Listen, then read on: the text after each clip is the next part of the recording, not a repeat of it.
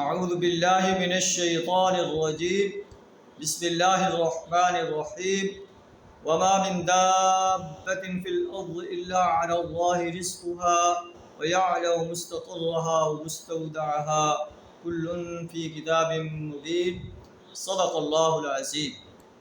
سورہ ہود آیت نمبر 6 آپ کے سامنے تلاوت کی ہے۔ اس کا ترجمہ کچھ اس طرح ہے کہ وما من دابۃ فی الارض الا علی اللہ رزقها، زمین میں کوئی جاندار ایسا نہیں ہے جس کا رزق اللہ کے ذمہ نہ ہو۔ اللہ تعالیٰ نے ہر جاندار کا رزق جو ہے اپنے ذمہ لے رکھا ہے۔ وَيَعْلَمُ مُسْتَقِرَّهَا وَمُسْتَوْدَعَهَا، اللہ جانتا ہے کہ وہ جاندار کہاں رہتا ہے، وَمُسْتَوْدَعَهَا، اور کہاں وہ سونپا جاتا ہے۔ كُلٌّ فِي كِتَابٍ مُبِينٍ، ہر چیز ایک کھلی کتاب میں درج کر دی گئی۔ تو اس میں اللہ تعالیٰ کی جو ہے پاور کا جو ہے منظر بیان فرما رہا ہے۔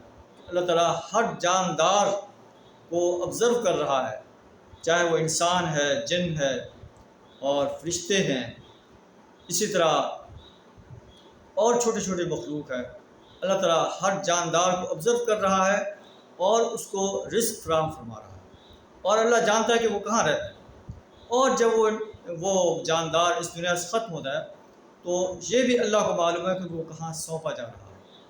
انسان جو ہے اللہ کی زمین پر بغاوت کرتا ہے، سرکشی کرتا ہے، گناہ کرتا ہے، رات کی تاریکیوں میں چھپ چھپ کر جو ہے وہ زناکاریاں کرتا ہے، چوریاں کرتا ہے، ڈکیتیاں کرتا ہے، دن کے اجالے میں کرپشن کرتا ہے، انسانوں کے حقوق پر ڈاکہ ڈالتا ہے، کمیشن کھاتا ہے، اور بھی بہت سے گناہ ہیں جو انسان جو ہے دن کے اجالے میں بھی کر رہا ہوتا ہے، رات کی تاریکی میں بھی کر رہا ہوتا ہے۔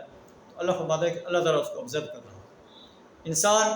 انسانوں سے تو اپنے گناہوں کو، اپنی بغاوت کو چھپا سکتا ہے، اللہ سے نہیں چھپا سکتا۔ تو انسان کو چاہیے کہ ہر وقت اس بات کا تصور اپنے ذہن میں رکھے کہ وہ جو کچھ کر رہا ہے اللہ اسے آبزرو کر رہا ہے، اور ایک دن ایسا آنے والا ہے اسے اللہ کی عدالت میں پیش ہونا ہوگا اور اپنی زندگی کے ہر لمحے کا حساب دینا ہوگا۔ اللہ سے دعا ہمیں اپنی زندگی کو قرآن اور اسوہ رسول صلی اللہ علیہ وسلم کے مطابق گزارنے کی توفیق عطا فرمائے۔ وآخر دعوانا الحمد للہ رب العالمین۔